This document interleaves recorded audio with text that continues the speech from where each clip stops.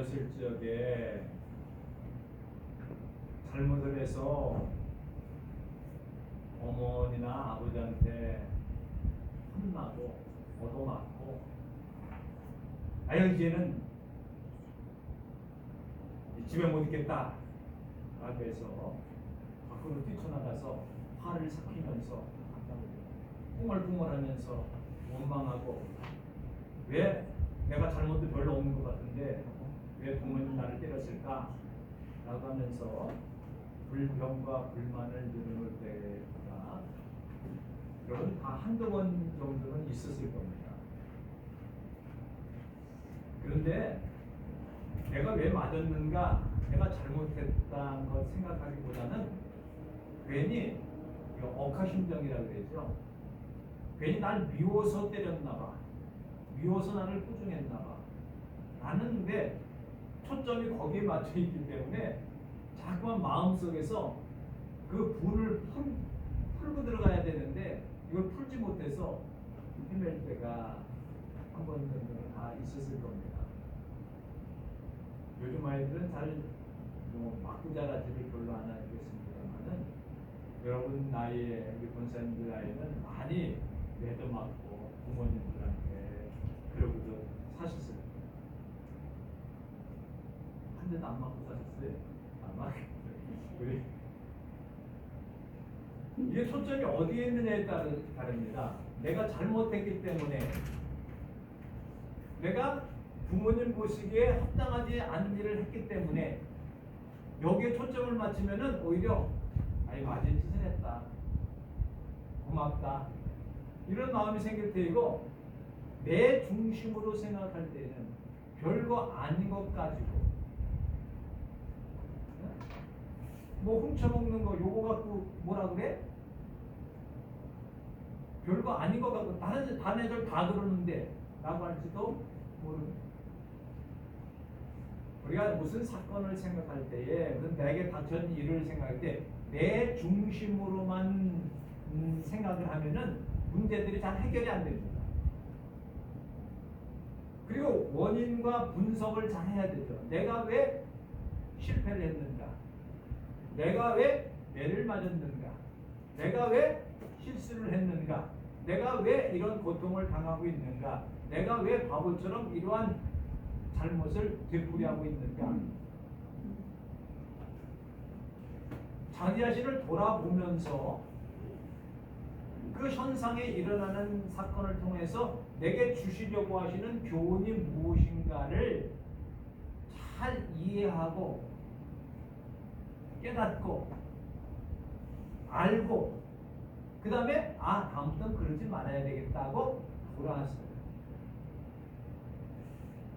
그래서 결국은 어디로 갈까 돌아다니다가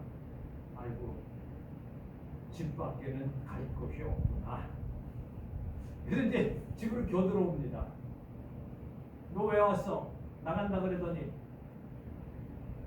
갈 데가 없네요. 다음부터 잘해? 예, 잘할게요. 이러고 돌아오게 되는 것이 이게 한두 번이면 괜찮은데 이게 계속해서 반복되는 경우가 많이 있습니다. 이스라엘 백성들이 그와 같았어요. 그냥 자기 중심으로 생각하는 거예요. 이스라엘 민족들이 바벨론으로 포로로 잡혀갔을 때는 그만한 원인들이 있을 거 아닙니까? 그냥 포로로 잡혀가요? 그냥 얻어맞아요? 그냥 징계를 받습니까? 그냥 심판을 받습니까? 그냥 어려움을 당합니까? 아니잖아요. 근데 이스라엘 민족들 가운데 생각은 우리가 뭐 그렇게 잘못한 거 별로 없는데 그러냐. 내 마음에는 그 정도야 괜찮을 텐데 뭘 그렇게 그걸 가지고 꼬투리를 잡아서 그러느냐. 이런 생각들을 많이 했습니다. 그게 다 어디서 나오냐면 자기 욕심 때문에 하는 거예요. 탐심 때문에, 탐욕 때문에. 그래서 오늘 본문의 말씀에 보면은 17절에 보면 탐심의 죄악으로 말미암아, 탐심의 죄악으로 말미암아, 또한 패역함으로 말미암아, 반역함으로 말미암아, 우상을 섬김으로 인해서 이스라엘의 죄악 때문에 악한 일을 저질러서 하나님을 배반해서 우상을 섬겨서 욕심과 탐욕 가운데 포악과 학대를 함으로 인해서 원인은 그거예요. 그럼요, 하나님께서 노하셨다라고 했어요. 하나님께서 화가 나셨어요. 하나님께서 성을 내셔요. 이거 하나님이 성 내시면 얼마나 무서울까? 그렇지 않습니까? 우리 부모님도 마찬가지예요. 자녀들이 잘못된 일 할 때 화가 나요. 화가 나. 노를 바래요. 분노가 왜 막 혼내고 싶고 심판하고 싶고. 그래서 종아리도 때리고 때리는 거예요. 왜? 우리 애들한테 항상 애들이 제일 싫어하는 말이 뭐예요?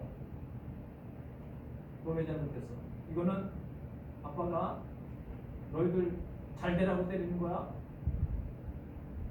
사랑의 매야.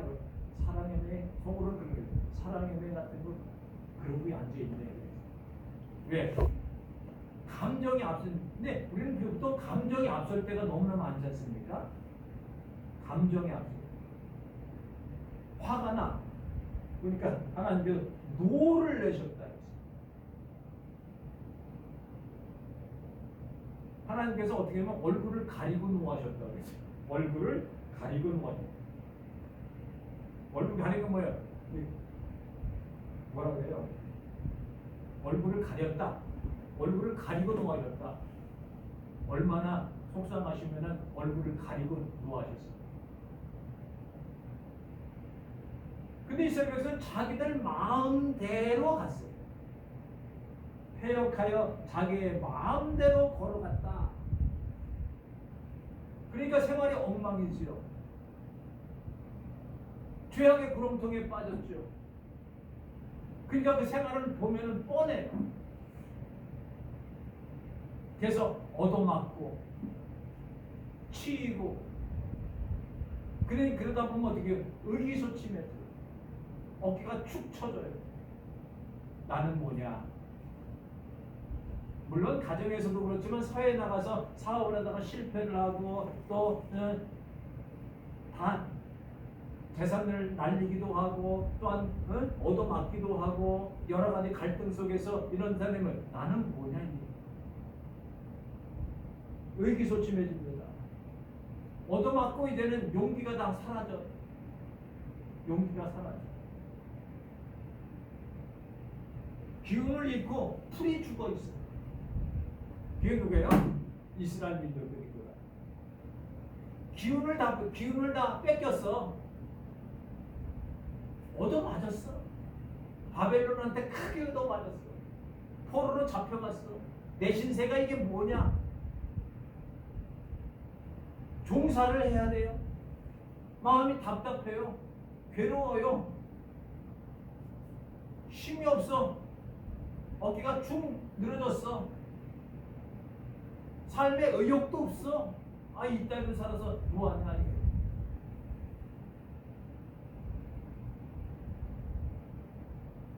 뭐예요? 하나님을 떠난 인생이 뭐야?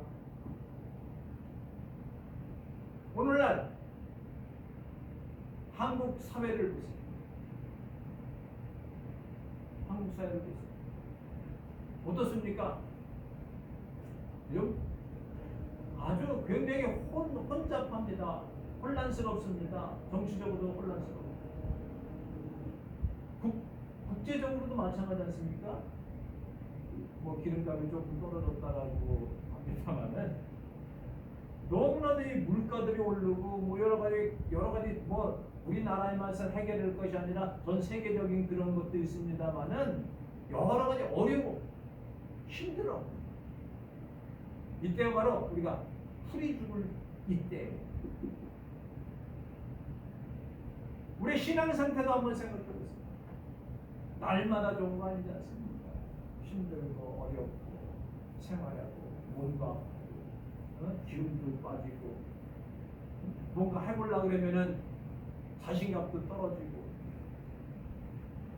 그냥 이대로 그냥 살자니 또 그렇고 의기소침해져요. 풀이 죽었어요. 기가 빠졌어요. 그게 오늘날 현실이면서 이스라엘 당시의 이스라엘의 현실이 그와 같다는 거예요. 또 나의 신앙 상태도 역시 그런데 빠질 수가 있어요. 답답하고 괴롭고 힘들고 뭔가 하나 해도 제대로 이루어지는 것 같지 않고 무슨 일이든지요 될 듯 하면서 안 되는 게 이 현실이에요. 현실. 잘 돼가다도 안 되기도 하고 늘 불안하고 왜? 앞에 어떻게 일어날지 아무도 모르기 때문에 되도록이면 믿음을 가지고 나가기 때문에 그만 살지 예수 믿지 않는 사람, 희망이 없는 사람, 소망이 없는 사람 삶은 너무나도 힘들고 어려운 거예요.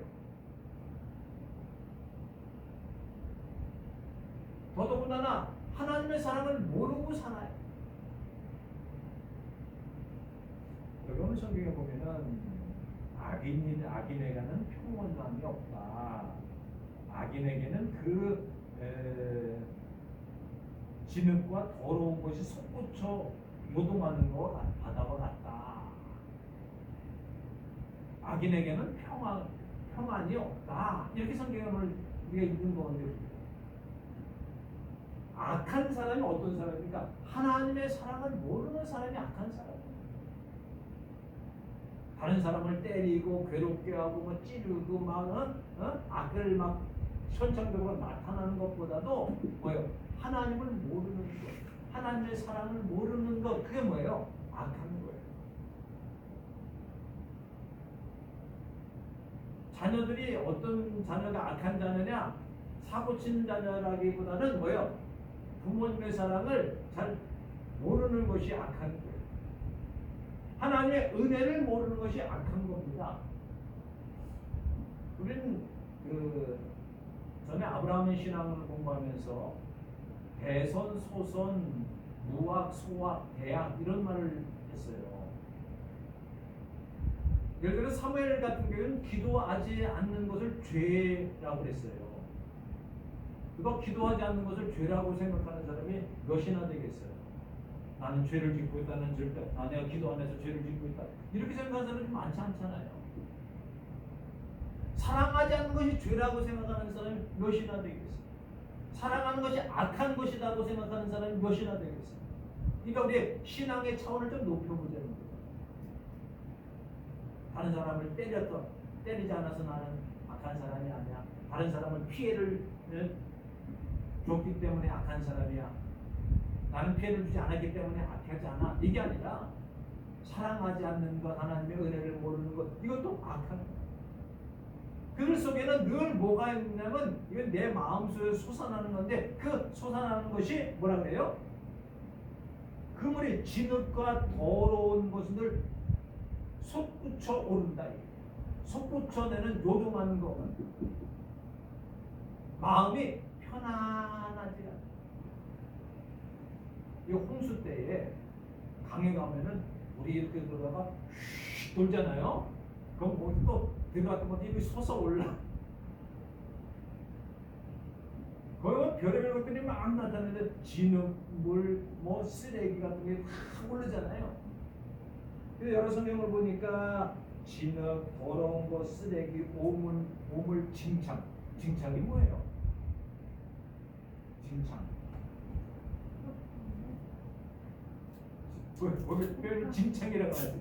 진흙이 막 솟아오르는 거 뭐 엉망진창이라고 그러잖아요. 엉망에다가 징창이면 더 엉망이 되는 거예요. 우리 마음에서 솟아나는 것이 엉망진창이 막 솟아올라. 쓰레기들이 막 올라올라. 우리 마음이 어떻다 그랬어요? 구조물 통과가도 갔다 그랬죠. 여기서 휘지면 막 솟아오르잖아요. 고춧가루, 멸치. 대가리나 멸치똥인가 막 쏘아려고 콩나물 주워하려고 뭐쫙 쏘려고 우리 마음이 그 악한 자의 마음 평안이 없으면 이 사람이 많이 겪어봐야 좀 마음이 진정도 되죠. 그런 거야. 안 겪어본 것을 겪어보면은 속에서 막 솟아오르잖아요. 평상시에는 신앙이 좋은지 나쁜지 잘 몰라. 근데 무슨 사건이 일어나면은 솟아오르게 돼 있어요. 의인들, 하나님의 백성들, 하나님을 믿는 사람은 사건이 오더라도 이게 솟아나질 않아. 왜요? 평온해. 잔잔해. 마음이 이 요동하고 소동한다는 건 나는 자체는 뭡니까? 불안하고 안정감이 없고 그 다음에 혈기가 오르고 이런 것들이 현상으로 나타나게 되고 그게 바로 이스라엘의 민족이 그와 같다.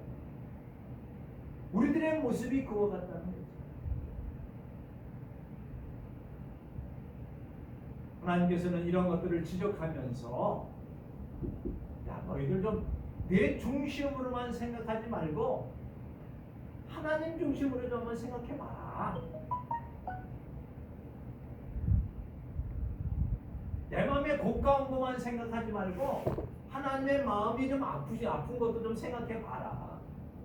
내 중심으로 생각하지 말고 하나님 중심으로 한번 생각해봐라. 그거예요. 그러면서 이제 내가 더 이상 너희들 의기소침하고 기운 빠져서 풀 죽어 있는 것 내가 더 이상 봐줄 수가 없다. 이제는 다시 일으켜줄 거다. 세워줄 거다. 내 새로운 영을 불어넣어줄 거다. 용기를 다시 회복시켜줄 거다. 새 생명으로 너에게 주겠다. 걱정하지 마라. 내 마음에 평안을 허락하여 주겠다. 하나님께서 위로와 치유의 약속을 해주는 것이 오늘 본문의 말씀. 근데 첫 번째는 뭐예요? 다시 돌아올 길을 닦아주겠다. 14절에 보면 그가 말하기를 돋구어 길을 수축하라. 내 백성의 길에서 거치는 것을 제하여 버리라 하리라. 쉬운 성경에 보면은 거기에 이렇게 기록되어 있습니다. 내 백성을 포로된 길에서 돌아올 길을 구원이 길을 닦아줘. 이게 뭐예요? 포로로 잡혀갔어요. 그때 뭐예요? 사막길로 뭐 어떻게 하니 구체적으로 나와 있지 않습니다만은 뭐 굴비 엎듯이 이렇게 그래서 잡혀갔습니다. 돌아올 때는요, 포로로 돌아올 길을 잘 닦아놔라. 돌아올 길을 어디로 갈 길을? 예루살렘으로 갈 길을 잘 닦아놓겠다시는 놓으라는 거예요. 거기 가다 보면 길에는 장애물들이 많이 있습니다. 거치는 바위와 돌들이 가득 차 있습니다. 그걸 다 길을 돕고와서 그걸 다 몰아내고 길을 잘 만들어 놓으라는 거예요. 만들어 주시겠다는 거예요. 아니 돌아올 확신이 없으면은 돌아올 약속이 없으면 어떻게 길을 닦아 놓습니까?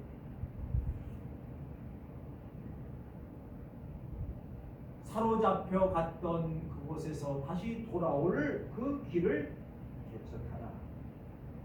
건설하라. 길을 만들라. 길을 평탄케 하라. 내 길을 예비하라. 그것도 우리 주님 그러잖아요. 내가 너희를 위해서 소설에서 길을 예비하는 거예요. 쉽게 말하면은 더 확장시켜서 말씀을 드리면은 천국 가는 길을 예비해. 신락원 됐던 우리들이 낙원을 잃어버렸으면 신락원이에요. 복낙원 되어지는, 복은 다시 회복하는 것을 복자라고 해요. 회복 그러잖아요. 신락원 그 뭐죠? 잃어버렸다. 평화와 의와 진리를 잃어버렸고 하나님께서는 잃어버렸던 우리를 다시금 길을 쫙 닦아놔서 그 길을 통해서 사랑을 회복해주고 낙원을 회복하고 에덴을 회복하고 천국을 회복해 주겠다는 약속의 말씀입니다. 얼마나 우리가 위로가 됩니까? 그래서 우리는 지금 현재의 나 자신만을 생각하지 말고 앞으로 하나님께서 우리에게 준 약속을 생각하고 믿고 따라나갈 때에 거기에 기쁨이 있고 소망이 있고 평화가 있는 거예요. 거기 위로가 있는 거예요. 잠깐만 우리는 현실에 대해서 현재에 대해서 자기 자신의 무능하고 연약하고 부족한 거기에만 매여 있습니다. 그렇지만 길을 닦아 놓으시겠다. 반드시 너희들을 그 길로 인도하시겠다. 우리가 가는 길에 장애물들이 많이 있습니다. 걸림돌이 있습니다. 방해거리들이 많이 있습니다. 왜 없겠어요? 우리 인생에 어떤 면에서는 우리 인생에 가는 길에 돌도 있고 거치는 것도 있고 속상한 데 있고 방해건들도 있고 그것이 자녀가 됐든 물질이 됐든 질병이 됐든 여러 가지 사건이든지 이런 것들이 다 우리 앞에 이렇게 놓여 있잖아요. 내가 그것을 치는 것이 아니에요. 우리 하나님께서 그것을 쳐주시겠다는 거예요. 쳐주시겠다. 수축하고 수축하라. 내 백성의 길에서 거치는 것을 제하라. 방해거든 가시덤불, 돌, 바위. 가는데 바위가 큰 게 있어요. 어떻게 합니까? 그걸 깨트려서 옆으로 보내. 그 길을 만들어요. 얼마나 우리 하나님께서 우리 사랑하는 우리 하나님의 자녀들을 천국으로 인도하고 의와 진리로 인도하는 그 길을 닦아 놓으시겠다라고 하는 놀라운 은혜의 역사가 있습니다. 두 번째는 함께 하신다라고 하는 오늘 본문의 말씀 보세요. 15절에 보면 내가 높고 거룩한 곳에 있으며 또한 통회하고 마음이 겸손한 자와 함께 있나니 이는 겸손한 자의 영을 소생시키며 통회하는 자의 마음을 소생시키시려 하니라. 하나님이 함께 계셔서 어떤 사람과 함께 한다 그래요? 나는 하나님 필요 없어. 나는 다 됐어. 나는 가진 것 다 있기 때문에 하나님이 없어도 나는 충분히 살 수가 있어. 이런 사람이 아닙니다. 어떤 사람이에요? 마음에 통회한다는 말은 뭐예요? 가슴을 치면서 운다라고 하는 거죠. 회개한다라고 하는 거죠. 겸손한 자도 마찬가지예요. 내가 잘못했습니다. 하나님은 겸손한 자에게 은혜를 더하여 주시는 줄 믿습니다. 어디 보니까 용기로 여자를 정복하고 겸손으로 여자를 사로잡는다 이렇게 그런 속담인지 뭐가 제가 읽은 기억이 있어요. 겸손으로 여인을 사로잡는 거예요. 여자들이 제일 싫어하는 게 뭡니까? 남자가 고들을 들고 나는 자랑하고 나는 뭐가 있고 여자들 제일 싫어하는 거예요.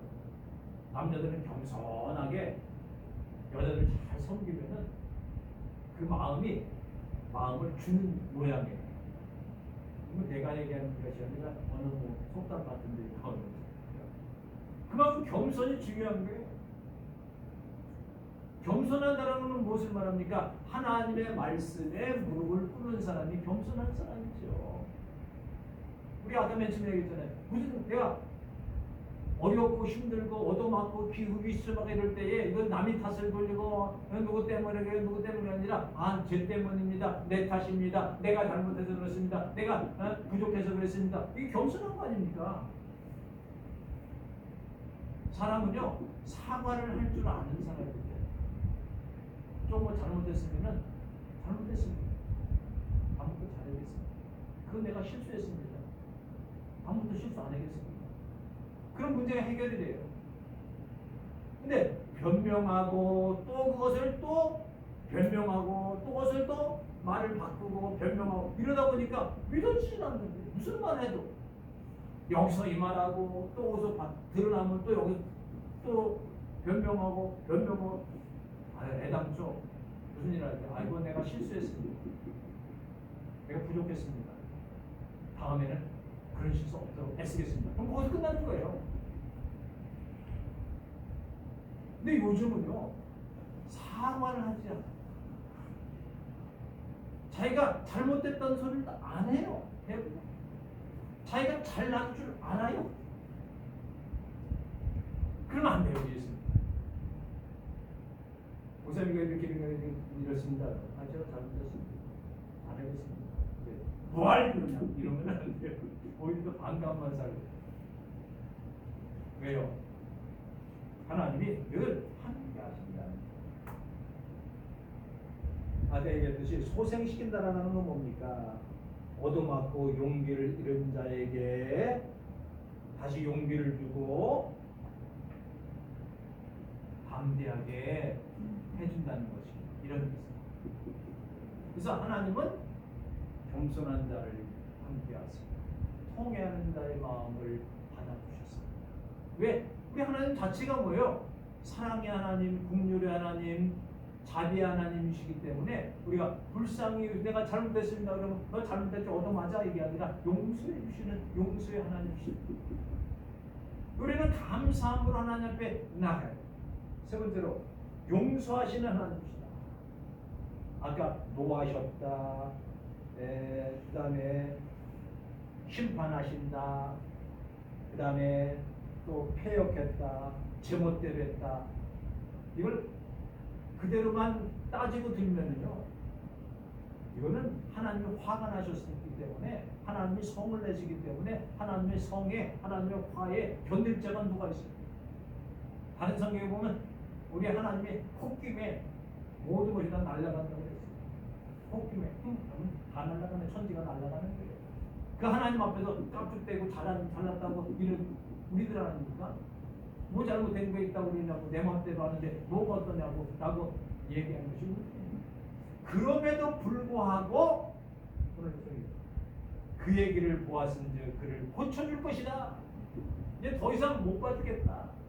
고쳐서 새롭게 만들어주겠다 라고 하는 용서와 인도하시겠다라고 하는 또 우리를 고쳐주게 되는 격려의 위로의 말씀. 마지막으로 네 번째로는 21절에 보면 하나님의 말씀에는 악인에게는 평강이 없다 합니다. 악인은 평온함을 얻지 못하고 그 물이 진흙과 더러운 것에 늘 솟구쳐 오른다. 아까 말씀드렸죠. 근데 하나님의 백성들에게는 평온함과 어떤 사람이 회개하고 돌아서는 사람, 평온함과 그리고 평화를 주시겠다라고 약속을 하십니다. 늘 마음의 진정으로 그동안 일주일 동안 사회생활하면서 의기소침했습니까? 힘이 다 빠졌습니까? 얻어맞고 용기를 잃었습니까? 답답한 마음이 있습니까?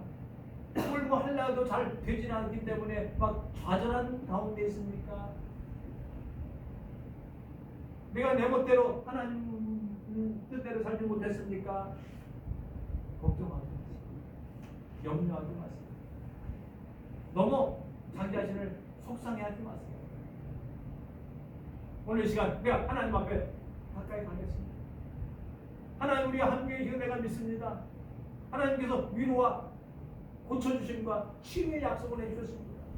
내가 얻어맞았습니다. 상처났습니다. 상처 싸매 주시옵소서. 약속대로. 내 마음에 답답합니다. 약속대로 내 마음에 평강을 주시옵소서. 내가 속상합니다. 이 속을 고쳐주시옵소서. 하나님의 약속이에요.